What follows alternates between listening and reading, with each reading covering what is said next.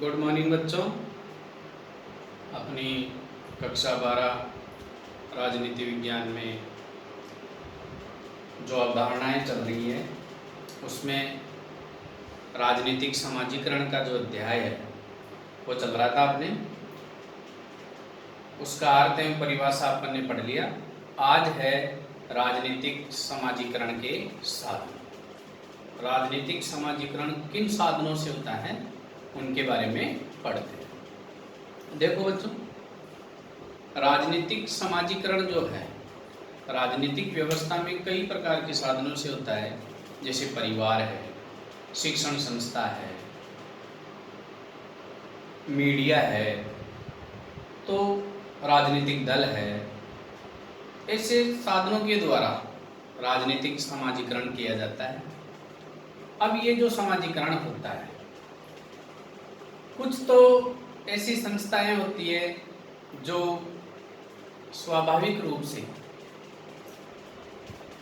राजनीतिक समाजीकरण करती है और कुछ ऐसी संस्थाएं होती है जो औपचारिक रूप से राजनीतिक समाजीकरण का कार्य करती है, कुछ अनौपचारिक होती है। तो इस लोकतांत्रिक जो स्वतंत्र समाज है इसमें जो अनौपचारिक साधन है उनका राजनीतिक समाजीकरण में बहुत महत्वपूर्ण योगदान है। और जो जैसे साम्यवादी देश चीन, पाकिस्तान जैसे कट्टरपंथी देश में जबरन उनको राजनीतिक समाजीकरण की घूंट पिलाई जाती है। तो ये राजनीतिक समाजीकरण किन साधनों के द्वारा होता है उनके बारे में पढ़ते हैं अपन। तो राजनीतिक समाजीकरण का एक तो अपने आप को ध्यान में रखना है कि औपचारिक संस्थाएं,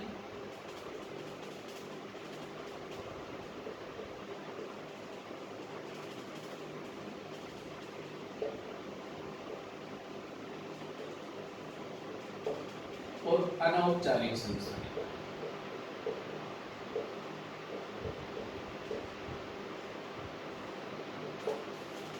ये राजनीतिक समाजीकरण करती है। तो इसमें जो अनौपचारिक संस्थाएं हैं वो महत्वपूर्ण होती है। अब जो इसके साधन हैं उनके बारे में अपन एक एक के बारे में पढ़ेंगे।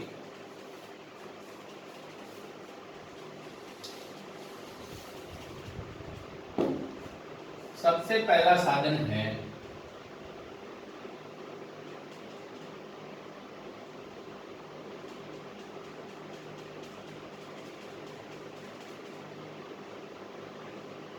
परिवार। देखो बच्चों, परिवार जिसे प्रथम पाठशाला माना जाता है उसमें बालक अपने परिवार के जो रहन सहन है, उनके कार्य हैं, उनमें सहभागी बनता है। अपने परिवार के जो बड़े हैं उनके आदेश मानता है। तो उसमें सत्ता का बोध होता है कि बड़ों का जो कहना मानना चाहिए। कहने का मतलब घर में मुखिया की जो सत्ता चलती है वो बात उसके समझ में आती है।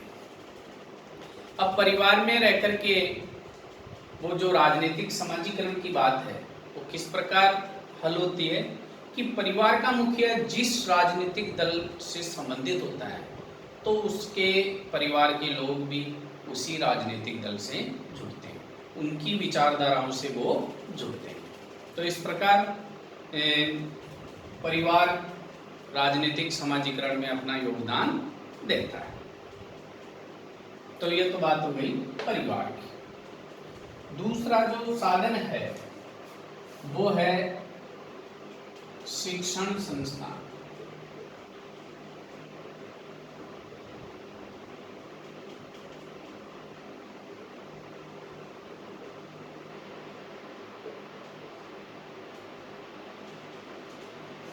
देखो बच्चों, शिक्षण संस्था परिवार से जो भी व्यक्ति राजनीतिक समाजीकरण की वो आत्मसात करता है, प्राप्त करता है, उसको वह शिक्षण संस्था में और भी दृढ़ कर लेता है, और भी उसको मजबूत कर लेता है।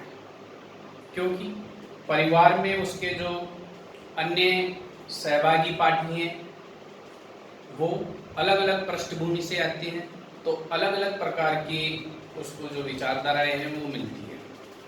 दूसरी बात, शिक्षण संस्थाओं में जो अध्यापक है वो भी राजनीतिक समाजीकरण में योगदान देते हैं।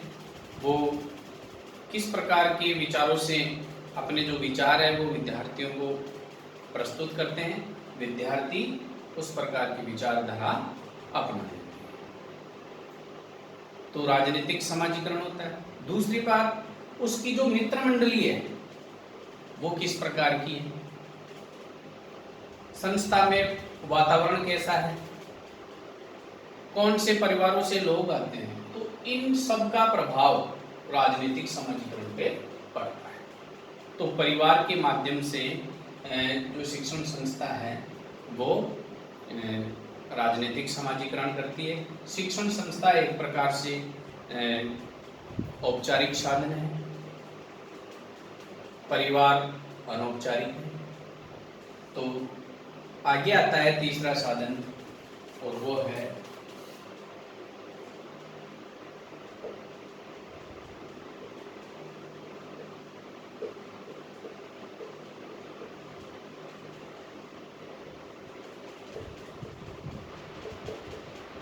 राजनीतिक दल।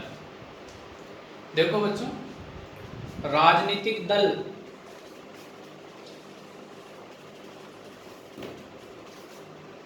ये अपनी नीतियों के माध्यम से,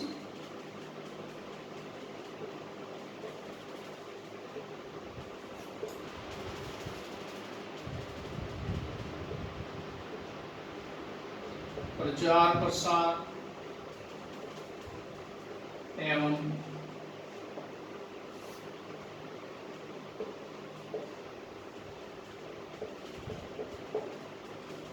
कार्यक्रम, इनके माध्यम से ये राजनीतिक समाजीकरण में अपना योगदान देते हैं। अलग अलग राजनीतिक दल होते हैं, वो अपने प्रकार की विचारधाराएं देश या समाज में प्रस्तुत करते हैं, तो वो उनको राजनीतिक शिक्षा मिलती है।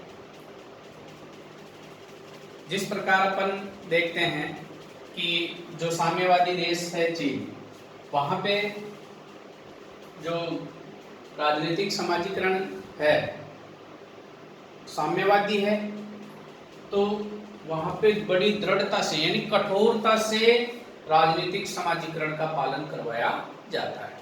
और अपने लोकतांत्रिक समाज है, स्वतंत्र समाज है, तो अपने जो यहाँ राजनीतिक दल होते हैं वो स्वतंत्र रूप से अपनी अपनी विचारधाराएं प्रस्तुत करते हैं। जिसको जिस प्रकार की विचारधाराएं अच्छी लगती है वो वैसी विचारधारा अपना लेता है। तो इस प्रकार राजनीतिक दल अपनी नीतियों, प्रचार प्रसार एवं कार्यक्रमों के माध्यम से राजनीतिक समाजीकरण में अपना योगदान देते हैं। अगला है राष्ट्रीय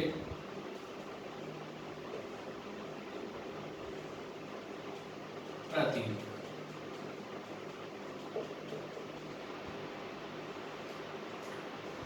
राष्ट्रीय प्रतीक जैसे अपने राष्ट्रीय ध्वज हैं,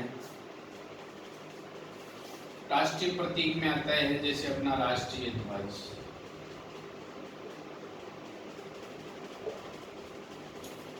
राष्ट्रगान, राष्ट्रगीत, राष्ट्रीय दिवस,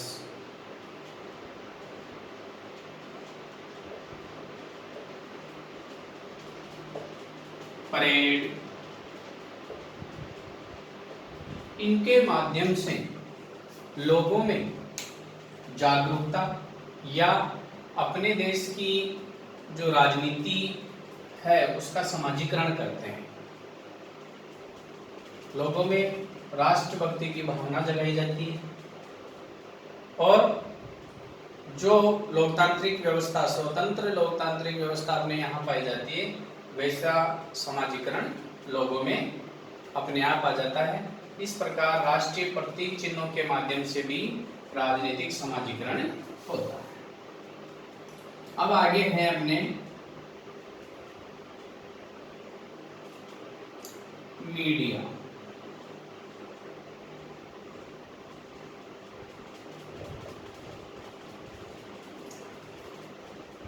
मीडिया एक प्रिंट मीडिया होता है, एक इलेक्ट्रॉनिक मीडिया होता है, जिनमें समाचार पत्र है, टीवी है, रेडियो है, ये सभी प्रकार के जो साधन हैं वो मीडिया में आते हैं और ये अपने साधनों के माध्यम से लोगों में राजनीतिक समाजीकरण की प्रेरणा डालते हैं। और भारत देश में तो ऐसा कहा जाता है कि भारत के जो चुनाव होते हैं वो मीडिया के दफ्तरों से लड़ा जाता है, क्योंकि मीडिया अपने प्रचार प्रसार से लोगों में जनमत पैदा करता है और लोग उस तरफ अपना झुकाव कर लेते हैं। इस प्रकार राजनीतिक समाजीकरण प्राप्त करके और वो अपना कार्य करते हैं। तो ये 5 जो साधन है वो राजनीतिक समाजीकरण के साधन है। इसके माध्यम से लोगों में राजनीतिक समाजीकरण की भावना पनपती है और वो प्राप्त करते हैं। इस प्रकार ये राजनीतिक समाजीकरण का जो अपना अध्याय है वो समाप्त हुआ। आज इतना ही। जय हिंद, जय भारत।